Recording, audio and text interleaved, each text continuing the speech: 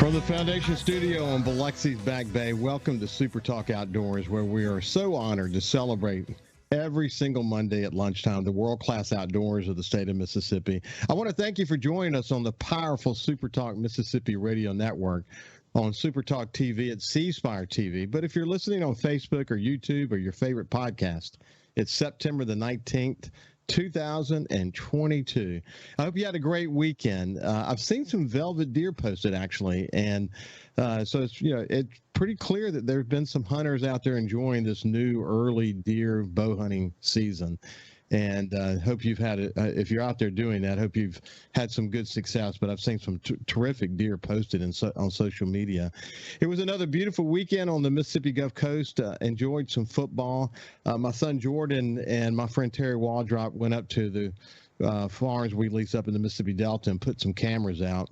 They said that it was drier and dustier than they had ever seen it. And that's what I've been hearing from my farmer friends up there. Although the dry conditions have really been helpful to the farmers as they continue to harvest their crops. That's for sure. Hey, listen, I end every single show with a statement about being safe when you're in the outdoors. Always stay safe when you're in the outdoors.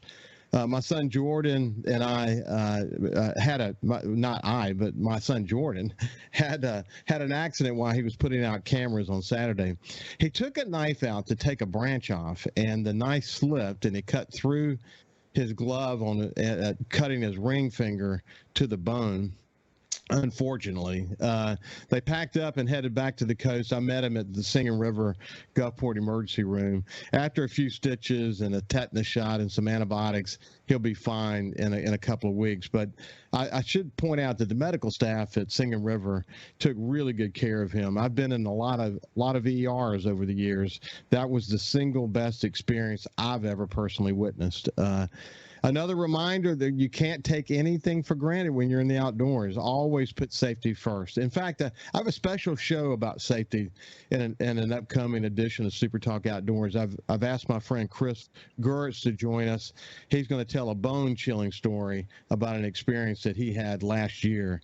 And we'll look forward to telling that story and learning from it.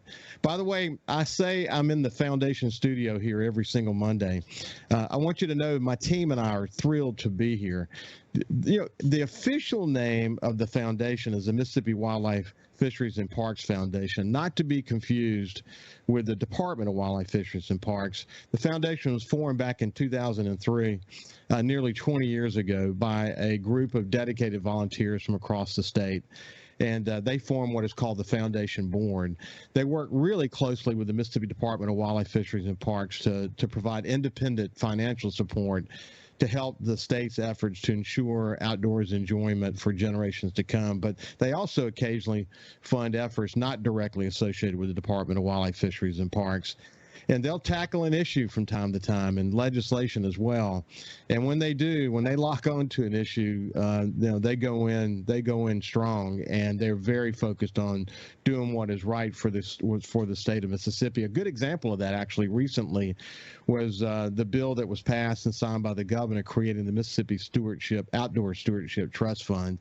That's a tremendous success story, establishing the trust fund that will serve our outdoor enjoyment in Mississippi for many, many generations to come. Needless to say, we are lucky to have the foundation in Mississippi. The team at SuperTalk Outdoors is thrilled to have them as the title sponsor of this show. I want you to know that if you're looking for an outdoors-oriented organization to contribute to, look them up. I strongly consider supporting them. They do really amazing work. One of the organizations that the foundation has supported is the Southern Outdoors Unlimited. This is a totally volunteer organization focused on introducing youth with disabilities to the outdoors. It's a great story, and they are doing some incredible work that is changing the lives of kids with disabilities and their families. And here to join me today to talk more about that effort is Mike Jarvis. He's the Secretary-Treasurer of Southern Outdoors Unlimited and a board member. How you doing, Mike, and welcome to Super Talk Outdoors, my friend. Hey, thanks for having me. I'm doing very well today. Good. So where are you sitting right now, my friend? I'm in my den at my home. I live in Madison, Mississippi. Yeah, so you've got to see some deer and other mounts behind you. You've got a long history of enjoying the outdoors yourself, haven't you? Yeah, I've hunted on several different continents and Africa, and so yeah, I enjoy being out there. Mike, who taught you the love of the outdoors? Probably my father. I grew up in Missouri, and they had a deer season, but it only lasted for 10 days. So all the businesses would almost shut down, and he would get us out of school. So that was a big event growing up when Dad would check you out of school for a week. And so that's where I probably all my roots came from, was from my father taking me hunting. So when you're not hunting or enjoying the outdoors or volunteering your time, what do you do for a living? I'm retired at this point. I'd worked in the telecommunications industry for many years, 40 years maybe. I'm old. But now I still build a few cell towers that I actually own myself. And kind of right now I'm very busy. My daughter has a bridal store, and we're building her a new facility in Madison. So I'm kind of the project manager up there. So no rest for the weary, even in retirement. Retirement is not easy. So I trust that you've had the opportunity to really take in Mississippi's outdoors. And one of the things I talk about on this show every week is that we're the capital of the outdoors in America. When you think about all the things we have access to, from offshore fishing to the backwater fishing to turkey hunting and deer hunting and duck hunting, this is a special place. You could make a great argument, given the fact that you've been all over the world, that this is a very, very special place and be able to claim that we're the capital of the outdoors. Tell me about your enjoyment of Mississippi's outdoors. Well, I've always been an archer, and mostly now I really just love taking kids. I've grown up taking my daughters hunting with me, and just having the whole deer camp experience. And I've taught a lot of their friends how to fish and hunt and do things. And so I've been now, mostly now, as I say, I'm not really mad at the deer anymore. So I just love taking kids and seeing their reaction, and children that have never had the opportunity to hunt. So that's really where my passion is at this point. So we're going to talk more about this incredible effort that's been underway for several years to show kids with disabilities and their families that they can still enjoy the outdoors. And there's some great stories around that for sure. But as you get involved in organizations like that, you have to be touched by the number of people from across the state that are willing to give their time and money to make this effort a success. Oh, our landowners, our sponsors, foundation, everybody is just a huge support for us. It's amazing. Even the children that are participating in this are, we get texts all the time. It's only 228 days until I get to go again. And, the participants are awesome. Obviously, like you said, we're all volunteers. So we, same with the landowners. We couldn't do this without the landowners. And we have, upwards of 40 and 50 volunteering their like you said, their land, their financial support to make these hunts happen for us. So that's really, really, really awesome. I've always had a lot of interest in doing everything in our power to help people with disabilities, especially kids. I had the opportunity to work with Goodwill Industries here on the coast for many years as a volunteer, became their board chairman along the way. But when you think about the number of organizations that are focused on helping people with disabilities, it's inspiring to see the number of volunteers that are involved. But when you get to kids, man, when you see kids smile and enjoy the outdoors, and do things they never thought they would be able to do, and see the looks on their families' faces as they actually get to do these things. You've seen some inspiring things happen in your time as a volunteer that keep you very much engaged, don't they?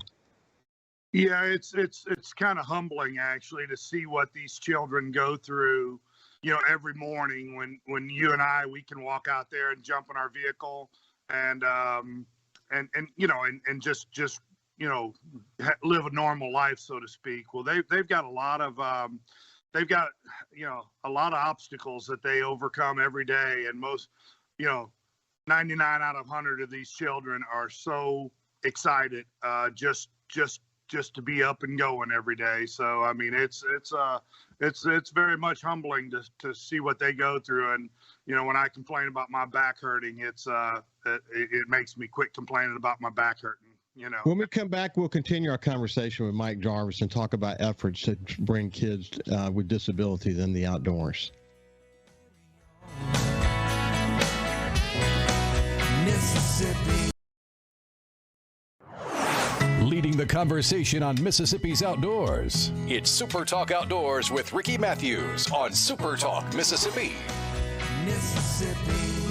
Welcome back to Super Talk Outdoors. We're joined by Mike Jarvis. He's a board member for Southern Outdoors Unlimited, and they are a totally volunteer organization that's focused on introducing youth with disabilities to the outdoors, and they've got an incredible track record.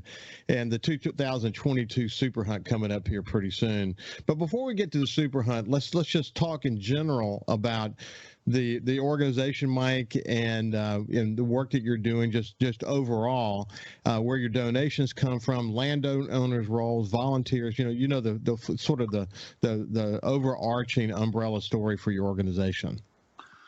Okay, well, we were part of the foundation up until about 4 years ago. And then we split off and started our own nonprofit, Southern Outdoors Unlimited. We maintain the same sponsors that we had, all the way through. One thing that's allowed us to do as far as the organization is, the foundation just really wanted to do the Super Hunt. And which was fine, but and when you say the foundation, you mean the Wild Turkey Foundation, correct? No, Wildlife Fisheries and Parks Foundation. Okay, good. Yes, I'm sorry. Wild Turkey was the ones that originally started.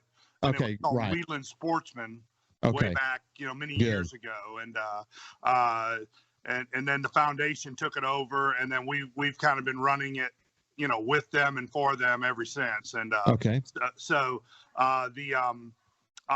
but the focus of the organization is just kind of expanded. The Wildlife Fisheries and Parks Foundation and Wildlife Fisheries and Parks grant us this special weekend for the children. First weekend of the year that anybody with a gun can be deer hunting legally, so huge help to us there. But what we've done is what we found is when these children age out, which is at age 18, they're no longer a youth, in the eyes of the fisheries department. So what we did is we've now started we're doing a spring turkey hunt. And what we're trying to do there is get the children that are over 18 that will not be able to hunt and participate in the Super Hunt. So we're doing a turkey hunt, and then we've been doing a big adventure day, which is really fun. Last year we had fire trucks and helicopter on a property, and the kids got to fish, and we cooked out for them, and just a great time had by all. Then we just finished our alligator hunts. We took about 15 children alligator hunting, which is quite exciting, as you probably know. And everybody came back with all limbs attached, so it was a success. And I think they caught over 30 alligators. So really great person on our committee that's taken the initiative to run the alligator hunt for us, and then we'll do the Super Hunt coming up in October. And but you were asking about the landowners. I mean, we have landowners that they basically take their vacation from work during this period to be ready and to have their farms and properties set up for this hunt.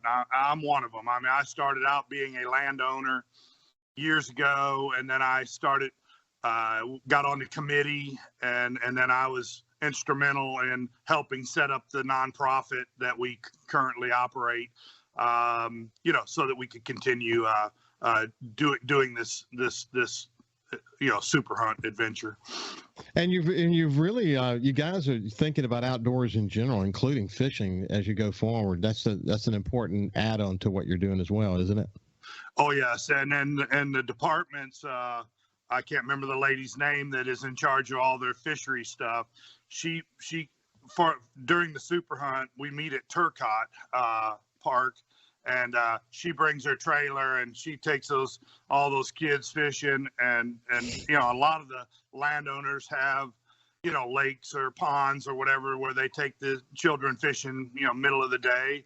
A lot of the kids would almost rather fish than deer hunt, so we let them do what they want. If they want to just go play in the creek, they can go play in the creek. It's entirely up to whatever that child wants to do is what we do. And you have landowners from across the state who are involved. We do. We've got landowners as far north as North Delta, Oxford. We've got guys on the coast. We've thought about trying to maybe do a north-south split on the super hunt, and that way you could have more focus on each half of the state. But so far it's worked out great for us. We'll have about just close to 100 children participating. It's Halloween weekend this year, and the landowners are just thrilled to be there, and they couldn't ask for a better group of folks. It is incredible. Again, we talked about volunteers and how many volunteers it takes to pull off an effort like this, but what you found over the years is that when a volunteer gets involved, they get hooked, don't they? Yeah, usually they're calling you, asking you, has the date been set? When do they need to be ready? Things like that. So yeah, the volunteers are our title sponsor. They provide volunteers to help us as well, which is First South Farm Credit. And, so yeah, once a landowner does it, and they're pretty much going to be with us the year to year. And, unless they have some, out of state or out of town or health issue. COVID was very challenging, but 9 times out of 10, those same landowners will be with us every year, which is fantastic. The Super Hunt's a concentrated effort, and as you pointed out, it's happening this year on Halloween weekend. It's October the 28th to October the 30th. This is the 16th year. The hunt is for any age between 6 years old and 17 with disabilities. And just, it's great for the kids, but the opportunity for the families and the volunteers, but really the families, is very significant. You've seen a lot of smiling faces over the years, haven't you? We really have. We feel like we've touched a lot of people. We've got a lot of families that, they don't get a break either, so the parents don't, so we, a lot of times they'll come up to my farm and they'll say, Mike, I'd really like to just sit out here on your back porch and read a book. And so we say, okay, we'll send two of my guides with the child, and they can sit out on the back porch and chill out or go fishing or, whatever. So we're trying to make this a time when the families can, they can obviously connect in a different environment, but they can also, get a break, and we'll take care of that child unless they've got some really, rough, health issue where we would be concerned about our ability to care for them if something happened.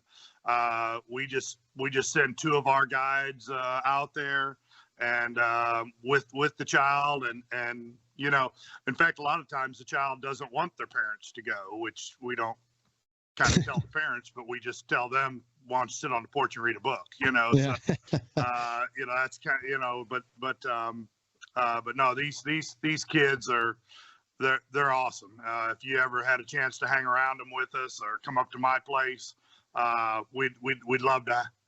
Once the people see it and they see how much fun these children get, and it might be the only time a year that they ever get a chance to get outdoors in that kind of environment. And, and we want it to be a hunting camp environment, but, some of the landowners may have restriction on how many people they can, physically house in their facilities. So, we actually book motel rooms if necessary. And pay for those for the landowners. And, once again, we couldn't do this without them. So we try to make it as easy on the landowners as well. And that's kind of my role in the Super Hunt, is recruiting and making sure the landowners that we have are, have everything they need, and are excited to be doing it.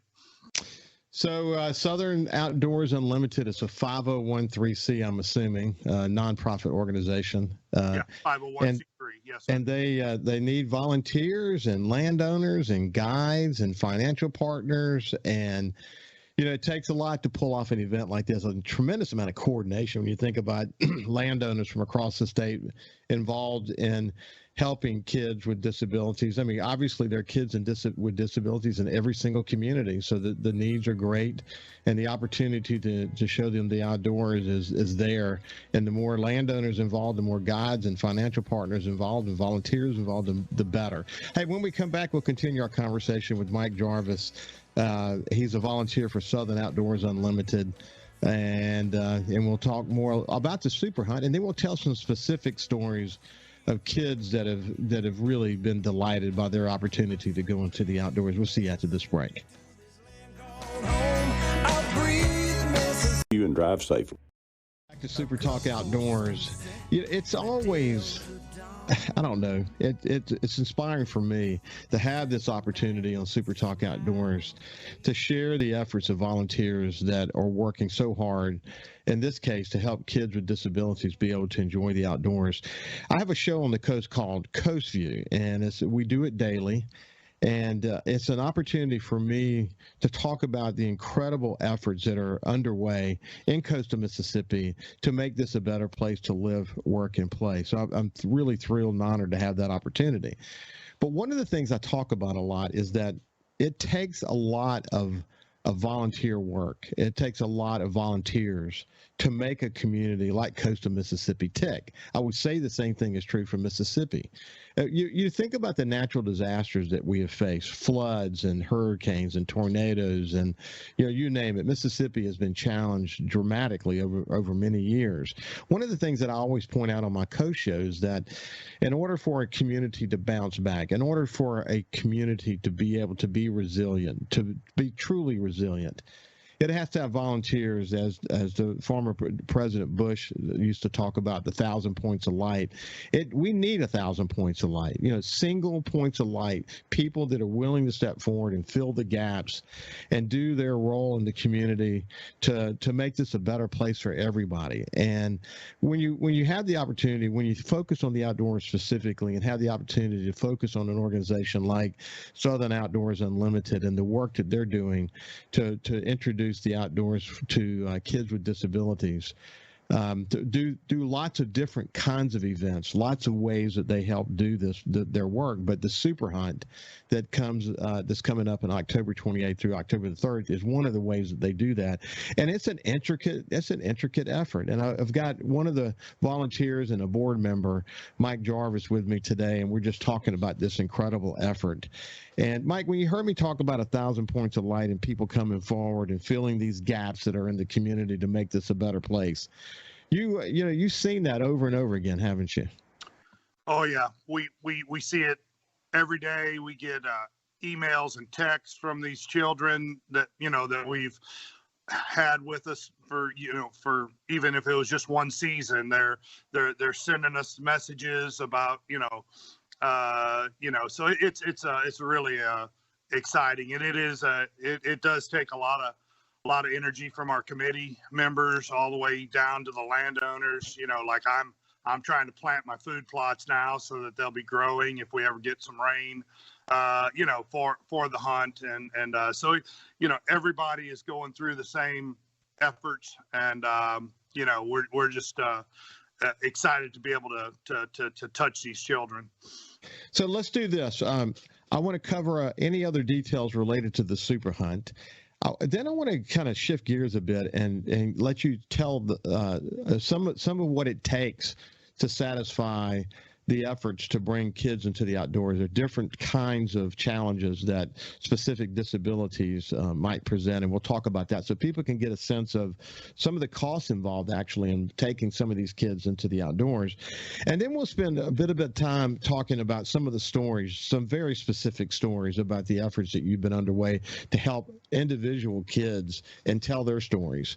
So let's coming back to the Super Hunt, excuse me, the 2022 Super Hunt is October 28th through the 30th. People can get more information, incidentally, by going to southernoutdoorsunlimited.org. I went there this morning, and they have a lot of good information there about how to be involved. Anything else you want to cover as it relates to that, Mike, before we talk about some of the specific challenges you may have? Well, if we could get people to visit the webpage, and if they were interested as a landowner to help us with a child, what we've done is we've basically have had it where if you have one child, that means you have the child plus two parents or two family members. So you're feeding and housing three people on each child. But if any landowners that catch your show would be interested, we'd love to have them reach out to us personally, or they could fill out the landowner information on the webpage and or guide information, because we've got guides as well, and so that would be the first place they could start for sure. Well, that's awesome. So let's shift gears a bit and talk about some of the sort of maybe infrastructure needs that are necessary to be able to take a kid out into the outdoor, determined by their various disabilities and what they might be. So, talk a little bit about that. Well, on the sign up sheet as a landowner, we ask, how many people can you comfortably house and feed, and are your stands set up for wheelchair access? Are there, other provisions that you have? And as a board, we go and visit every site, every land parcel where we're gonna, take the children. But most of the time, not all the children are in wheelchairs, but we do have several, and my lodge and a lot of my stands are set up for wheelchairs. So, we that's one thing we do. And then we've got other children that might be, visually impaired, and we do eye scopes for the rifle scopes, which they can use their iPhone to aim. It's pretty cool. And then we also, we've had some children that are not scared to shoot the gun. They're scared of the noise of the gun. And so we've, individually, people have bought silencers. I know myself, I've bought 2 or 3 silencers to, which, as you know, is a lengthy process. Takes about 9 months to get a silencer purchased. So, so we, we've got a shooting range at my farm, and we'll let the child, practice and understand that the gun's not going to be so loud that it's going to scare them. And so that's been some of the things we see. The accessibility around the property is important.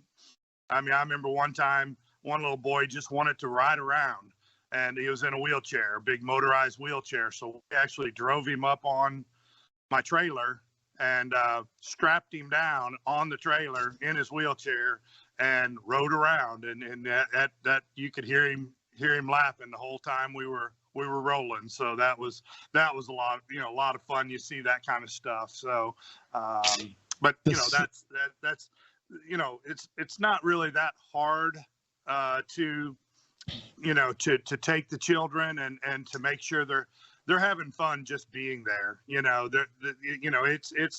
It's not really, if they want Twinkies, by God, I'm going to go get a case of Twinkies somewhere.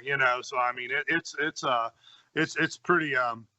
It's pretty easy as a landowner, and once you've done it once, you know, you'll be back and doing it, you know, year after year. So Mike, we talk about this a lot on this show, that most of us, you know, you included, got the love of the outdoors from a family member. And so we then, as a result of that, we pass it to our kids, and then our kids' kids, and our friends' kids. And, you know, I personally, man, as I get older, I would much rather be hunting with a kid in a shooting house, or fishing with a kid somewhere, and just watching the joy on their face. And, you know, in the case of, I don't have any disabled children in my family, but I'm just saying, even able-bodied kids, watching the beauty of their enjoyment, watching the inspiration of their enjoyment of the outdoors. Imagine disabled kids. I'm not saying this to you, Mike, because you know the story well, but for the people who are listening, disabled kids who don't really have the opportunity to enjoy the outdoors, they probably have never really been in the outdoors in the way that this organization is able to take them in the outdoors. A family is, you know, dealing with the disability, and even if they wanted to, even if they had a generational love of the outdoors, it's hard for them to do it because they may not have the place to go. They may not have you know, accessible opportunities in terms of handling wheelchairs and what their other limitations might be.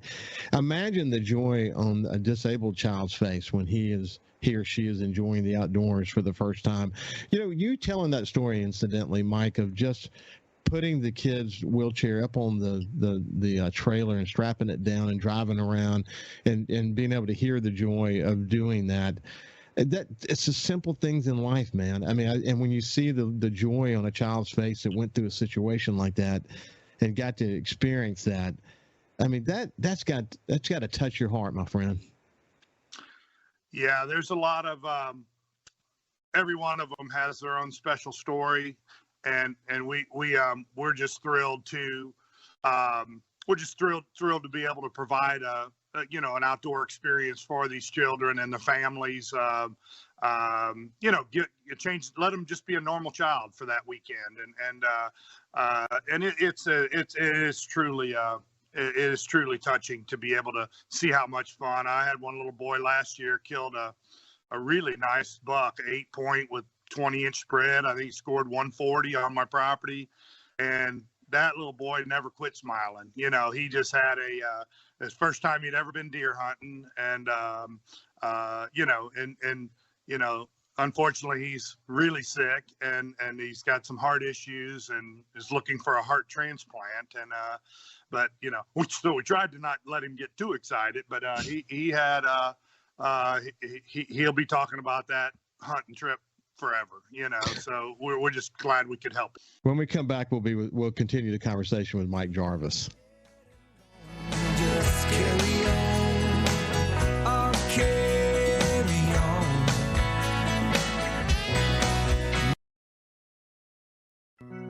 on. We live in one of the best places in America to enjoy the outdoors. So let's talk about it. It's Super Talk Outdoors with Ricky Matthews on Super Talk, Mississippi. Welcome back to Super Talk Outdoors. I'm thrilled to be joined by my friend Mike Jarvis. He's a volunteer, and he's been working with Southern Outdoors Unlimited for a number of years to help kids with disabilities enjoy the outdoors. And today's show is really about just inspiring all of us to find the role that we might play. Hopefully we'll become a light to help fill some of the gaps of this organization, Southern Outdoors Unlimited, that is going out of its way with all of these volunteers and landowners and folks who are willing to contribute to help make sure that every kid in Mississippi with a disability and their family who wants to be in the outdoors, who wants to have an outdoor experience, gets the opportunity to do that. And it doesn't cost them a dime. They want to be able to provide these experiences for kids. And many times, as we pointed out just a few minutes ago, it's a once in a lifetime opportunity for them. The Super Hunt, which is one of the major events that they sponsor each year, involving landowners and volunteers from across the state, actually is going to take place October the 28th through October the 28th through October the 30th. This is the 16th year. Kids 6 through 17 with disabilities are included. It's a great opportunity for their family. So if you want more information, you can go to southernoutdoorsunlimited.org, southernoutdoorsunlimited.org to fill out a landowner form, to find out how you can contribute financially. If you've been engaged in the outdoors and have a lot of experience and want to be a guide, there's a way to be involved in that way as well. But if you want to be involved, they'll find a way for you to be involved, because they can't have enough volunteers to help in this effort. So, Mike, coming back to you for a second, you mentioned a kid that's looking for a heart transplant. Tell me another story of something of one that was really inspiring to you. It's still, rough on my heart a little bit to talk about Heath. He was the boy that was so scared of the noise. We took him to the shooting range at Turcotte. Very first time I'd met him, they drove their van. He's got himself and his brother, both of them had spina bifida. And we got him out of the van and we're going up to the shooting range, and one of the other children fired a gun, at the shooting range. The Wildlife Fisheries Department, provides us with range masters, and they teach the kids and they hang out with the kids. But anyways, fired the gun and scared Heath so bad that he basically couldn't function, and so we got everybody else to quit shooting until we got him up.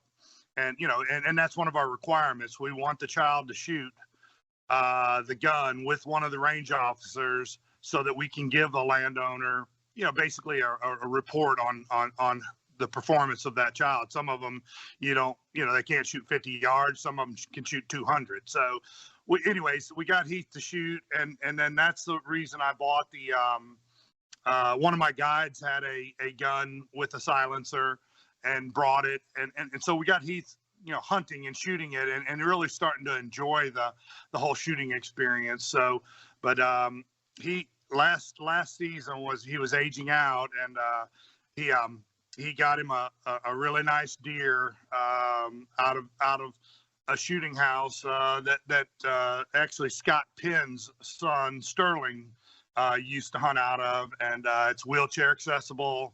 Anyways, he got the deer, we got it mounted and all for him. But around Christmas of this year, he got some sort of infection and in his brain, and he had like 20 surgeries, and I don't know, it's pretty god awful. Anyways, he passed away in March, and so it's like losing my son, because he was my best buddy. He had the best personality, the best attitude. Nothing ever slowed him down. He was just a great kid. And so anyways, what was ironic was the family. I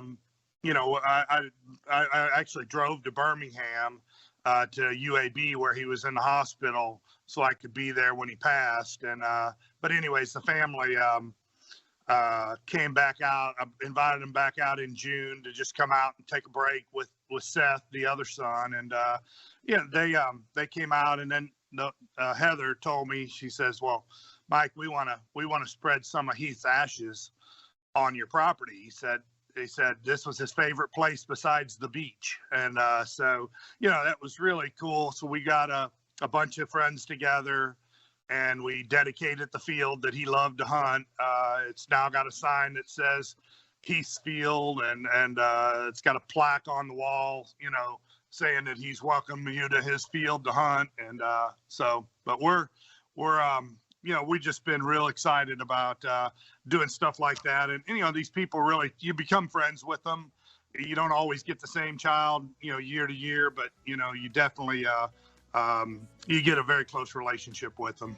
Well, Mike Jarvis, thank you for telling that touching story. That it's a reminder. It's a tremendous reminder to live in the moment, and that lots of these kids, that's the way they have to approach life, to live in the moment, because they have so many challenges that are facing them, and the opportunity to touch them in this way, it's tremendous. And God bless you, my friend, for that experience and for sharing it with all of us, for sure. Hey, listen, this has been a great show today. If you want to get more information, go to Southern Outdoors Unlimited. Thank you, Mike. I appreciate you, my friend. Thank you very much, sir. Stay safe in the outdoors. We'll see you next Monday. Mississippi.